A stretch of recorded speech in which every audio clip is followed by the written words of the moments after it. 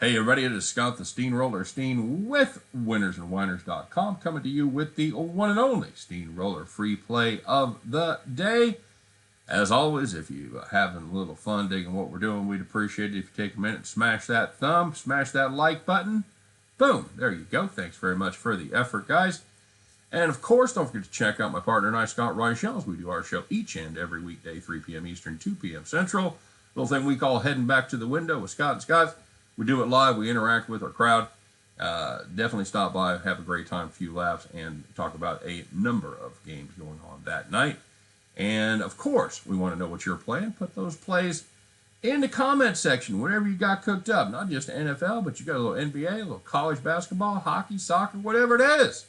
Maybe a little Australian Open, man. You got an angle, you got a winner. Put those plays in the comment section. You get them right, we'll give you the shout out. You get enough of them right, and you will be the capper of the day. All right, guys, take a look at yesterday's bloodbath. It was not good at all. As the Tennessee Titans, they just really never got off the schneid. They gave Henry the ball. He got 20 carries, 62 yards, no targets. Did not even look his way for a pass. So I had a couple of other ones that I liked and didn't go that way. Of course, they both hit. Uzama was the big one. I think he was like 20, 26 and a half, somewhere in that neighborhood. And even without his garbage time one there before halftime, he still would have got there. But you know what? That's not the way we went. We went with Henry, and it sucked. As far as the premium goes, had both the favorites today, guys. Had Tennessee to look a lot better than they did. They didn't. They got 9 sacks. You think you're going to be able to win if you get 9 sacks. You'd be wrong because Tannehill, not good. Not good. The other one we did have Green Bay, minus 5.5. And apparently, when you can't score a touchdown for about 50, 55 minutes of game time, you can't kick a field goal, and you can't fucking punt, it ends up being a problem. Good God. What are they? 2 of the worst fucking number 1 seeds we've seen. So yeah, not good at all there. So that's the way that works out. But you know what? Brand new day. Let's rock and roll, shall we? I'm going to take a look at the Bills, the Chiefs. Guys, we're going to play a total here. Now, we did lay out our case for this game and all the other games on the NFL video. If you haven't checked that out, just definitely do it. Get, just my opinion, but Reichel and Chris King's as well. Look at the Bills, Chiefs. We're going to play the over 54 here, kids. You know what? Got good news and bad news for you if you're going to play the over with me here. In the postseason since 2003, there's been 9 totals in the playoffs that have closed 55, 54, 55, 56 since in the last 17 years. In those 9 games, the under has cashed 8 times by an average of 13.5 points per game. Hey, what's the good news, you ask? Well, the one time it didn't cash, that was last year's Buffalo-Kansas City AFC Championship game. That total closed 54.5, and it ended up 38-24 in favor of El Jefes. Bills' running game, it has been much better lately. Not just Josh Allen, who's been very good, but Devin Singletary as well. He's averaged 4.8 yards per carry in the last 3. Now, 2 of those are against the Falcons and the Jets, whoopity-doo, but they did have a very nice performance against a legit New England defense. Allen, in those 3 games, added 200 yards with his feet. So I know you're wondering, well, how have the Chiefs done against running quarterbacks this year? Well, not great, Bob. They haven't played many of them. They did play Lamar Jackson in week 2.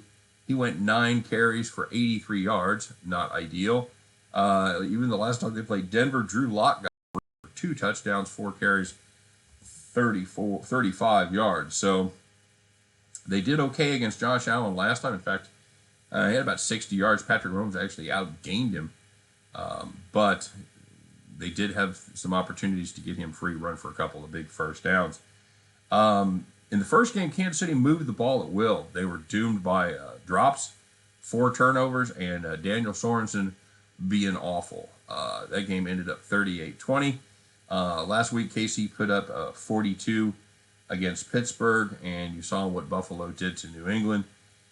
In his playoff games so far in his young career, Pat Mahomes has averaged 32.6 points per game in those 7 games in the Super Bowls.